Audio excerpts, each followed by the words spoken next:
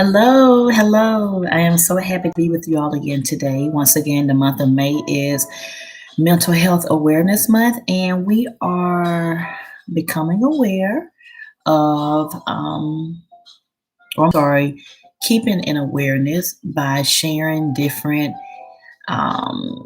events during my year with the narcissist. I hate to call it a relationship because it really was not. It was better yet, a false ship.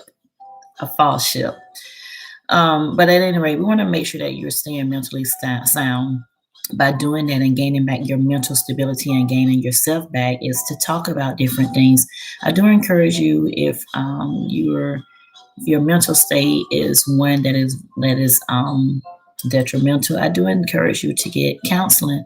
I am still not going through counseling because my goal is to just make sure that I'm back in the mental state that I once was. I want to become whole again. Like there's no shame in my game.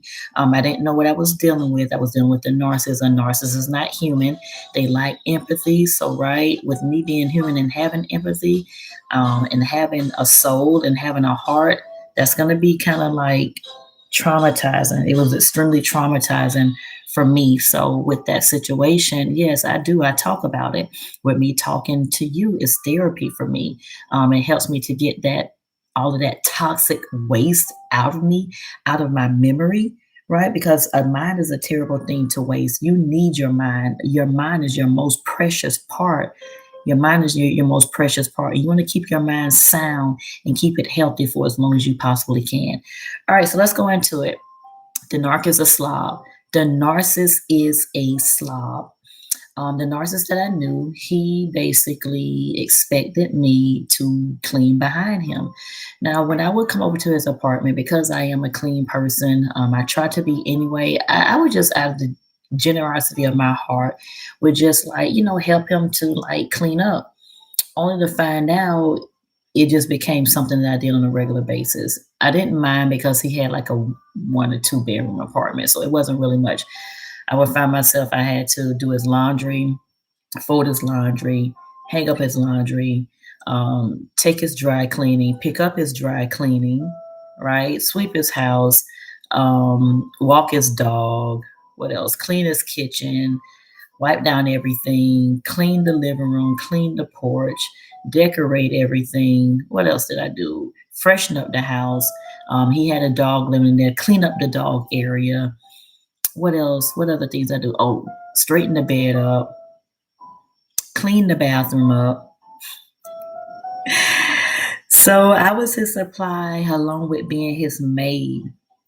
But once again, I didn't, that was just something that I was doing for the person who I was with just to show that I care.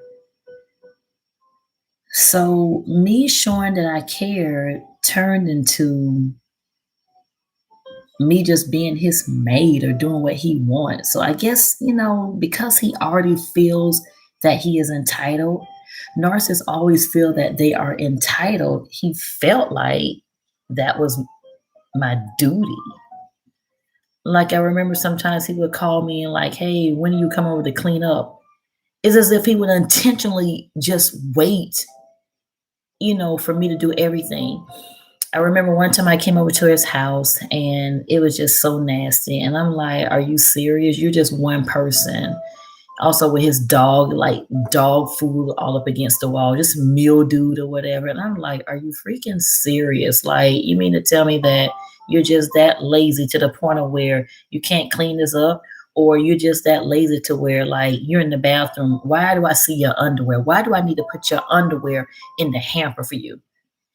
Or the hamper could be right there and the underwear right there. Slob. You know, they feel like they're so entitled to the point of where they can't even clean up behind their own self. Someone has to clean up behind them. So I would clean up his home on a regular basis, like weekly. But like I said, we were together, so I thought.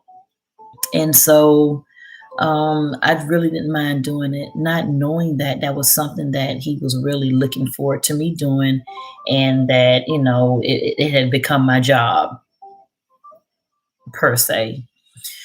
Okay, so I remember when we had broken it off, or I'd broken it off, And I went to visit him. It was actually Christmas Day. I went to visit him Christmas Day. And I hadn't been there, what was that, since the last time I was there was in September. So from September to December. And I remember I was inside of his place. He was trying to keep me up front. And he told me that the reason why he wanted to try to keep me up front is because his house was not clean. Boy, that was one time that he did not lie. When I finally walked around, the kitchen was nasty. The living room was nasty. I walked on the back porch on the patio. That was nasty. Um, the bathroom was smelly, like smelled like urine. And then, of course, his bedroom, and then the spare bedroom. Spare bedroom clothes everywhere. The bedroom stuff everywhere, but I guess it wasn't too much because his new supply was living there. So, of course, he had to have that, looking a little okay. But in the front room where that dog is, I mean, dog food, like mildew dog food all on the wall. So I asked him, I'm like, oh my God, like, what is going on? Like, what is going on here? And I had even volunteered, just to see what he'll say. I was like, oh my God.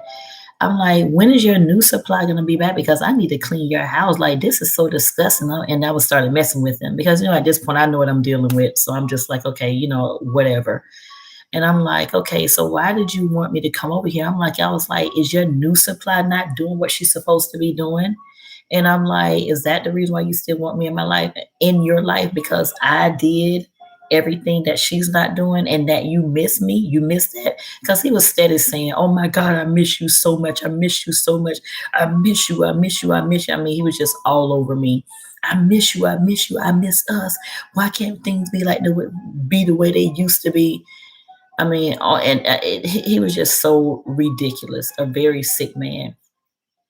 Psychopaths are sick people. Side note. All right, so let's go back to what we were talking about.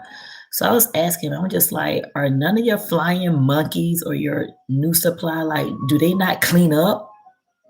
So it just makes me realize that I think that the new supply, which she's probably not new anymore now because it's been months, the new supply that came after me, it makes me feel like she's also a narcissist as well. Because when I saw her out, she would step out looking clean and everything. I mean, like wore these long fake lashes. I mean, from here to like a whole foot away. And, she'd have her hair all done, everything done up. But you guys, as females, we should not be nasty like that. So if you're nasty like that, that just tells me one thing: you're a narcissist as well. So can you imagine two narcissists living together, two nasty people living together? And I was like, okay, that explains. Um, Also, in one of my other videos, it was talking about like this is how I know that somebody was living at his place because she was so nasty. Like the long lashes that she had them stuck to the sofa pillow. How nasty is that? Your lashes, instead of you keeping your lashes on, maybe put them in the container, you stick them to a pillow on the sofa. Nasty, disgusting, scum of the earth. So that goes back to my title.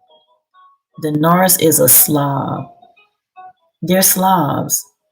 They want to step out because they're portraying this superficial life, but behind closed doors, they're nasty. I remember he would barely, and I hate to say this, but I really want to be transparent with you all.